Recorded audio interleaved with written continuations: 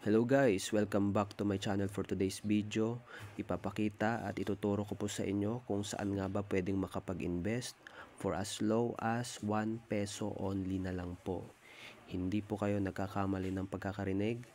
Piso na lang po, pwede na tayong makapag-invest ngayon at wala na pong rason para hindi tayo makapag-invest.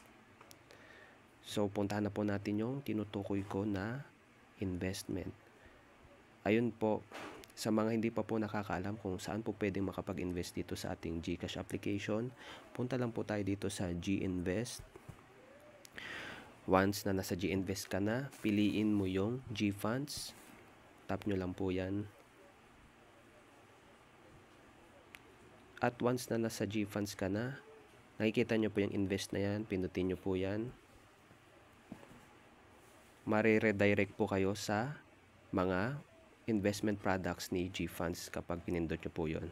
So ayan po, kapag in-scroll mo yan, yan po yung iba't ibang product investments ni GFunds. May dalawa pong fund na nag-offer po dyan ng 1 peso minimum amount to invest. Yan po ay si ALFM Global Multi-Asset Income Fund tsaka si Philippine Stock Index Fund. So puntahan po natin yung unang fund na sinabi ko. Ito pong Global Multi-Asset Income Fund. For your information po muna, siya po ang fund na naiiba sa lahat dahil siya lang po ang katangi-tanging nagbibigay ng dividends monthly. Uulitin ko po, nagbibigay po siya ng dividends monthly po. So ayun po, kaya yun din po yung isa sa mga advantage niya nitong fund na to. So pasukin po natin, tap nyo lang po yan, and then once na matap nyo po yan, makikita nyo po yung overview ng fund. Makikita nyo po dyan yung performance niya, 1 year performance niya, price graph or price chart ni fund. Dyan nyo po makikita yung galaw nung price, tapos yung description or overview kung saan ba ini-invest ni fund yung ating pera.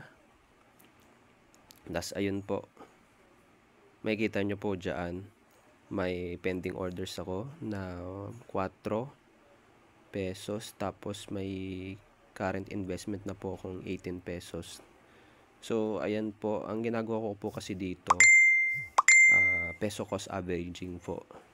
Ibig sabihin, kada araw po nag-i-invest po ako dito ng piso, walang palya po yun. So ayun po, ginagamit ko yung peso cost averaging dito para po ma-maximize ko po yung galaw nung fund, yung galaw nung price nung fund, or ma-less po natin yung risk. So ayun po yung kinaganda nun nung peso cost averaging. Para ka lang pong, kung sa ibang bansa dollar cost averaging naman, sa kanila, sa atin po peso cost averaging. So ayun po yung purpose nung peso cost averaging, para po ma-minimize natin yung risk at ma-maximize po natin yung paggalaw nung price ng fund. So ayun nga po. Tapos makikita nyo po dito yung fund overview. Ayun po, minimum amount to invest. Nakikita nyo po, piso na lang po. Diba? Piso na lang po. Kaya gaya nga po ng sabi ko kanina, wala na pong rason ngayon para hindi tayo makapag-invest. Siguro naman po, yung piso na yan, diba? Siyempre, lahat tayo may piso. Diba? Imbis na ipambili nyo po yan lahat ng candy, maglaan din po kayo ng, siyempre, ng inyong investment pera para sa inyong investment. Siyempre, para din po, kayo din naman po ang magbe-benefit niyan sa future. So ayan po, nakikita nyo 1 peso. Aggressive type po yan, syempre, kasi nag-invest siya sa mga equities din. Tapos ayan po, nakikita nyo, notice of dividend earnings. You are about to purchase a fund that also pays in dividends. This will be credited to your GCash wallet on the monthly dividend payout date. So ibig sabihin po, monthly dividends ang binibigay niya. Monthly nagbibigay siya ng dividends. Tapos makikredited or maki-credit po ito diretso sa inyong GCash wallet. So magkakaroon na lang po yan ng adjustment dun sa inyong transaction history na nagpapakita na nadagdag na po or na-credit na po yun sa inyong GCash wallet. So ayan po, ALFM, Global Multi-Asset Income Fund. Yan po, piso minimum amount to invest. Tapos balik po tayo doon sa isa. Tapos Philippine Stock Index Fund. So ayan po, magkatabi lang po sila. Ang pinagkaiba lang po ng dalawang yan, yung isa, syempre yung global, nagbibigay siya ng dividends monthly. Tapos nag-i-invest siya globally. Compare dito sa ating Philippine Stock Index Fund, by the word itself, Philippine po. Ibig sabihin, Philippines lang po siya nag-i-invest sa mga equities dito sa Pilipinas. So ayan po, pasukin natin to. Philippine Stock Index Fund. Ayan po. Ito po, pinapeso cost averaging ko rin po ito. Gawa ng sideways or pababa ang kanyang price. So wala akong pakialam dyan. Basta i-maintain or maging consistent lang po tayo sa pagpepeso cost averaging, maging long term mindset. So wala pong problema yung paggalaw ng presyo niyan. So ayan po, may total investment na po ako dito na 16.74, down siya syempre. Tapos pending buy orders na 4. Tapos sa fund overview, ayan po, nakikita nyo katulad ng isa, minimum amount to invest, piso na lang po. Ayan po, 'di ba? Saka makakita ng ganyang investment, piso, makakapag-invest ka na, ganun lang kadali. 'Di ba? Basta may GCash application ka, walang problema, may pera ka na tigpipiso, walang problema, makakapag-invest ka na. Kung gusto mo mapalago yung pera, invest mo lang yan, walang problema. Pero syempre po, paalala lang po, due diligence po sa pag-research, aralin po muna na mabuti ang mga bagay-bagay bago pasukin po ang isang investment, kasi po pinaghirapan nyo pong pera yan. Syempre, wag nyo pong hayaan na mawala or matalo syempre. Ayan po.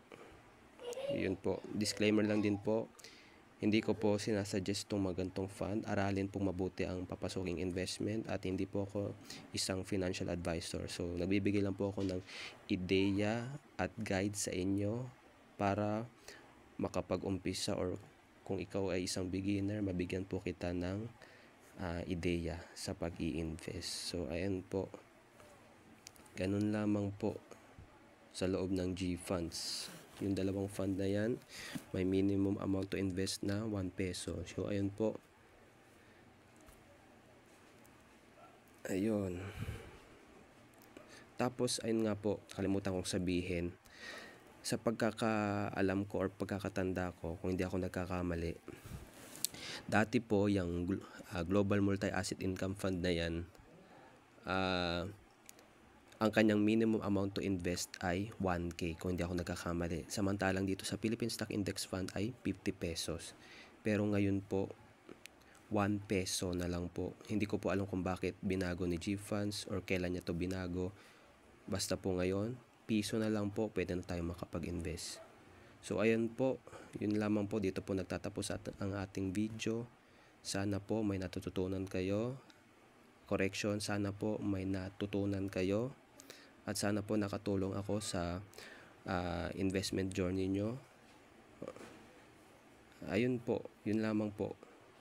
At kung gusto nyo po yung mga ganitong video, paki-like lang po ang ating video. And please consider subscribe and hit the bell notification button para maging updated po kayo sa mga susunod ko pong videos. So ayun lamang po.